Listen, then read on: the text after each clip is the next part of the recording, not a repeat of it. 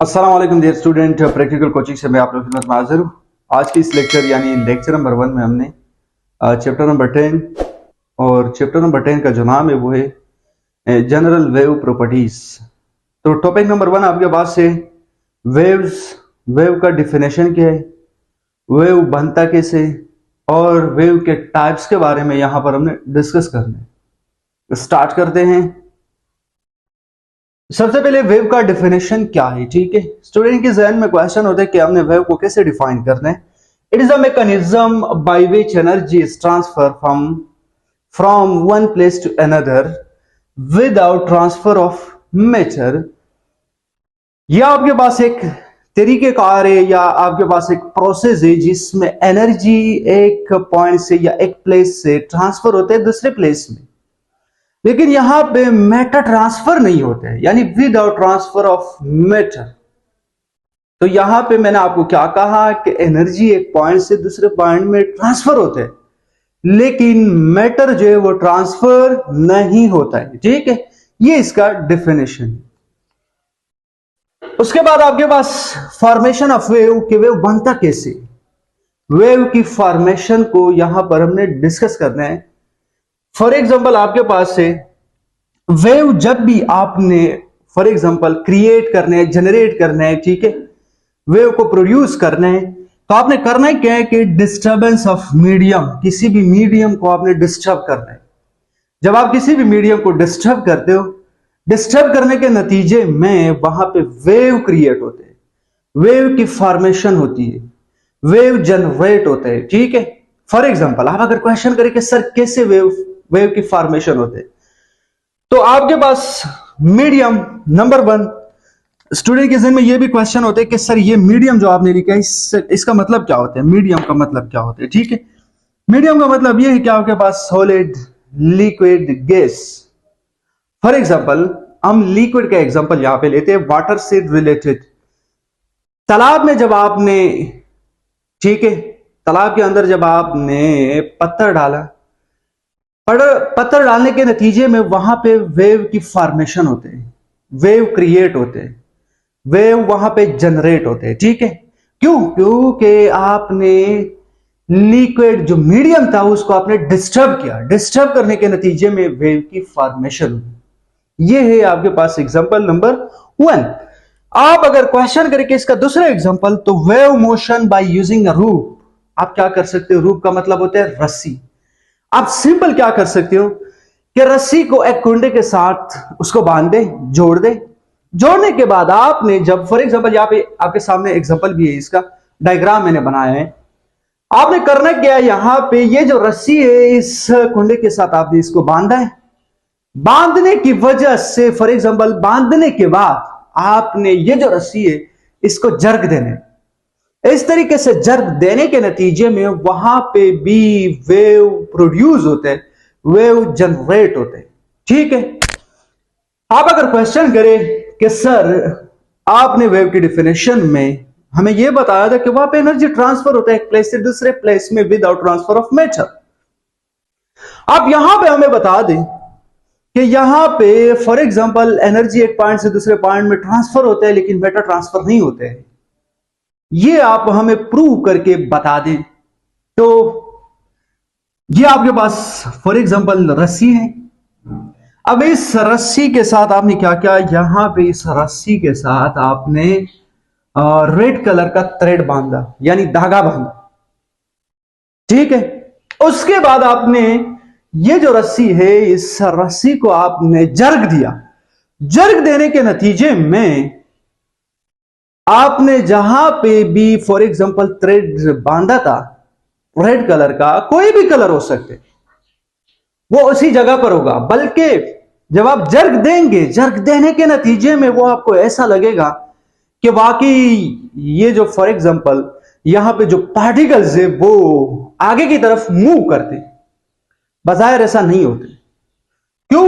क्योंकि मैंने आपको बताया था कि आप क्या करें, सिंपल रेड कलर का कोई भी कलर हो सकता है, वहां पे रस्सी के साथ एक थ्रेड बांधे, एक धागा बांधे, फिर आपको पता चलेगा कि यहां पे वाकई में पार्टिकल आगे की तरफ मूव नहीं करते, बल्कि यहां पे एनर्जी एक पॉइंट से दूसरे पॉइंट में ट्रांसफर होता है।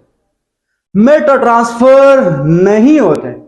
आप अगर क्वेश्चन करें कि सर दूसरा एग्जांपल, इससे पहले मैंने आपको एग्जांपल बताया था कि तालाब के अंदर आपने जब लिक्विड जो मीडियम था उसको जब आपने डिस्टर्ब किया, उसके अंदर आपने पत्थर डाला, डालने के नतीजे में वहां पे वेव की फॉर्मेशन हुआ। वहां पे सिंपल आप क्या कर सकते हो, उससे पहले आप उस तालाब के अंदर एक कॉर्क रखे, कॉर्क का मतलब एक ढक्कन आपने पानी के सरफेस के ऊपर रखा। उसके बाद आपने इस पानी को डिस्टर्ब किया, डिस्टर्ब करने के नतीजे में वो जो कॉर्क है, वो जो ढक्कन है, वो कौन सी मोशन में होगा, अप एंड डाउन, और उसी जगह पर होगा, वो आगे की तरफ मूव नहीं कर रहे। यह आपके पास दूसरा एग्जांपल है कि वाकई वेव में पार्टिकल मूव नहीं करते, मैटर मूव नहीं करते, बल्कि वहां पे एनर्जी एक पॉइंट से दूसरे पॉइंट में ट्रांसफर होते हैं। यह आपके पास दो एग्जांपल है, ठीक है। उसके बाद तीसरा जो आपके पास एग्जांपल है, wave in a slinky spring. Slinky spring का मतलब क्या होता है, ऐसा स्प्रिंग जो बिल्कुल बारीक हल्का हो, जिसके अंदर लचक जो है वो ज्यादा हो, ठीक है। तो यहां पे ये एक आपके पास स्प्रिंग था। इस स्प्रिंग को जब हमने जर्क दिया, जर्क देने के नतीजे में यानी अप एंड डाउन किया, तो इसके नतीजे में वहां पे भी वेव क्रिएट हुआ। और बाजार आपको ऐसा लगेगा कि यहां पे जो पार्टिकल है, यानी यहां पे ये जो स्प्रिंग है, ये फॉरवर्ड यानी आगे की तरफ मूव करती है। इनके जो पार्टिकल है, यानी स्प्रिंग जिस पार्टिकल से बना हुआ है, लेकिन आपको तो ऐसा नजर आएगा कि बाकी पार्टिकल आगे की तरफ मूव करते हैं, बल्कि वहां पे पार्टिकल आगे की तरफ मूव नहीं करते। तो आप स्लिंग के स्प्रिंग की वजह से भी वेव को क्रिएट कर सकते हो, वेव को जनरेट कर सकते हो। स्लिंग का मतलब क्या होता है, मैंने आपको क्या बताया कि आप बारीक स्प्रिंग ले ले, हल्का सा स्प्रिंग ले ले, तो उसके अंदर आप ये वेव की फॉर्मेशन कर सकते हो। उसके बाद है आपके पास टाइप्स ऑफ वेव। वेव के कितने टाइप्स हैं, यहां पे सिंपल फॉर एग्जांपल एक ग्राफ ही समझो, ताकि ये जो मैप मैंने यहां पे ड्रॉ किया किस चीज के लिए, टाइप्स ऑफ वेव, यह आपने अपने जहन में बिठाना है, तो कल आपके लिए फिर मसला नहीं होगा। नंबर वन, सबसे पहले types of wave. Number one जो आपके पास है वो है मैकेनिकल वेव। नंबर टू पे आपके पास है non mechanical wave. Mechanical wave का मतलब क्या होता है, यहां पे मैकेनिकल वेव जो है, इस वेव को प्रोपेगेट करने के लिए मीडियम की जरूरत होती है, सॉलिड, लिक्विड, गैस। आप अगर क्वेश्चन करें कि सर फॉर एग्जांपल, तो साउंड वेव जो आपके पास है, इसको ट्रेवल करने के लिए, इसको प्रोपेगेट करने के लिए मीडियम की जरूरत होती है।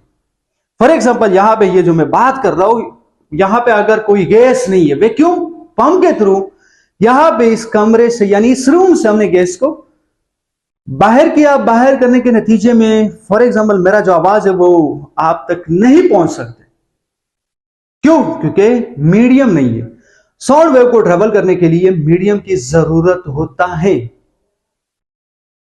इसका एक एक्सपेरिमेंट है, वो भी आगे हमने डिस्कस करना है, इलेक्ट्रिक बेल जार एक्सपेरिमेंट है, जहां पे आपको वहां पे फॉर एग्जांपल इसकी प्रूफ भी मिलेगा कि साउंड वेव को ट्रेवल करने के लिए मीडियम की जरूरत होती है।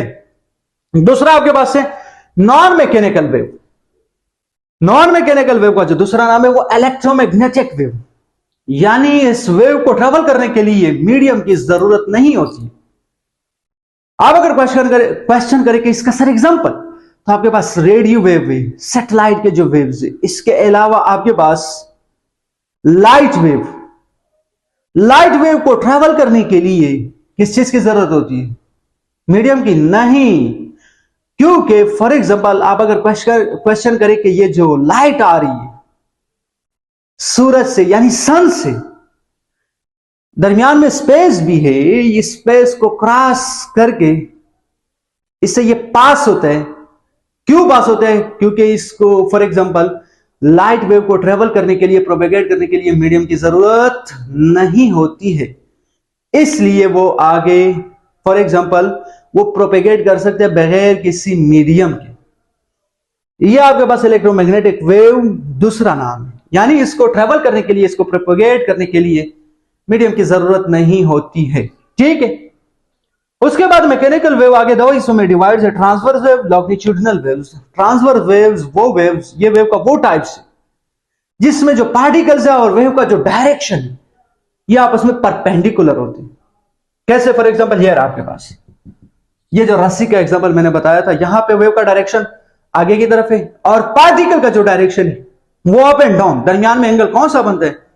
एंगल जो आपके पास बनता है वो 90 का, इसलिए इसको हम क्या कहते हैं कि परपेंडिकुलर है। लॉन्गिट्यूडिनल वेव में आपके पास वेव का जो डायरेक्शन है और पार्टिकल का जो डायरेक्शन है वो आपस में पैरेलल है। इसका आपके पास एग्जांपल क्या है? Sound wave.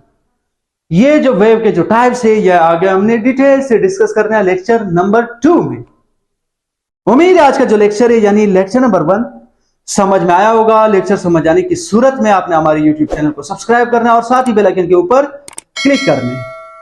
ओके, अल्लाह हाफिज।